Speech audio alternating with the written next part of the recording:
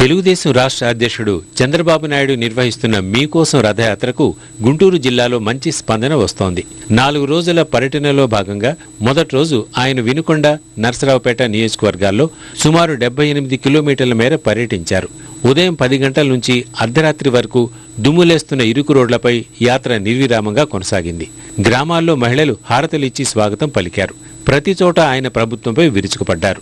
Belt షాపులు, నిత్యావసర ధరలు ప్రధానాంశాలు చేసుకుని సర్కార్పై విమర్శల వర్షం కురిపించారు. స్థానిక సమస్యలకు పెద్దపీట వేశారు. అకాల వర్షాలకు నష్టపోయిన రైతులకు ఇప్పటికీ పరిహారం అందని వైనాన్ని ప్రస్తావించారు. హామీల వర్షం కురిపించారు. తాము అధికారంలోకి వస్తే 50 యూనిట్ల విద్యుత్తును ఉచితంగా ఇస్తామని, రుణాలను పూర్తిగా మాఫీ చేస్తామని హామీ ఇచ్చారు.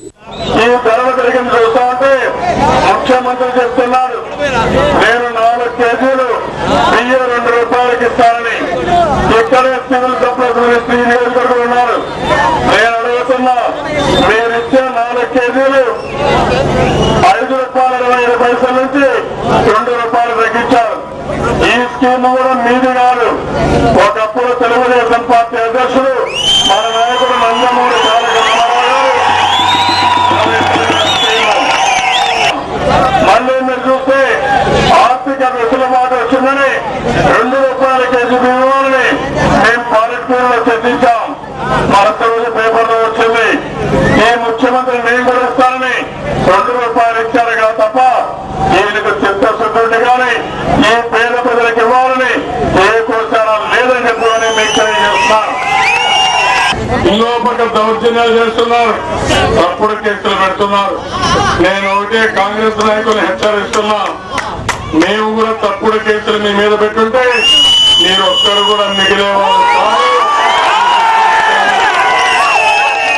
రథయాత్రలో చంద్రబాబు ప్రజలతో మమేకమవుతున్నారు. వినుకొండలో పర్యటిస్తున్నప్పుడు గొర్రెల కాపర్లతో 10 నిమిషాల పాటు మాట్లాడి కష్టసుఖాలను తెలుసుకున్నారు. గొర్రెల కాపర్లలో 2 చిన్నారులు ఉండటం చూసి వారిని దగ్గరికి తీసుకుని మాట్లాడారు. పిల్లలను కూడా అప్పుడే గొర్రెలు పంపించేసారా? రోజు గొర్రెలకే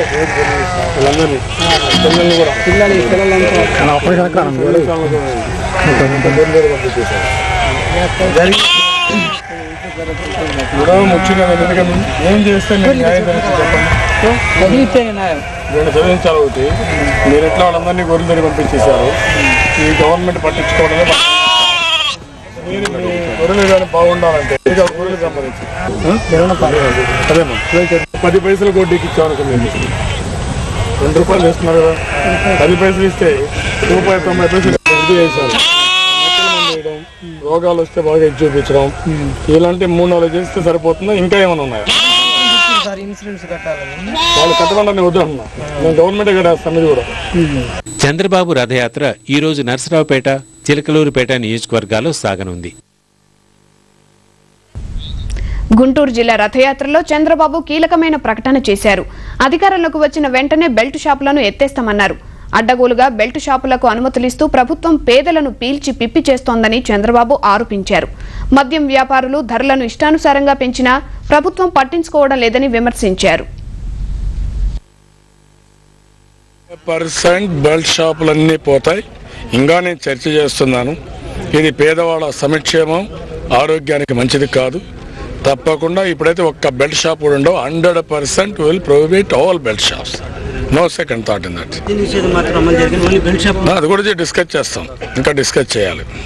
బెల్ట్ షాపులు మాత్రం ఉండవు. ఫస్ట్ ఫేజ్ బెల్ట్ షాపులు ఉండే సమస్య లేదు.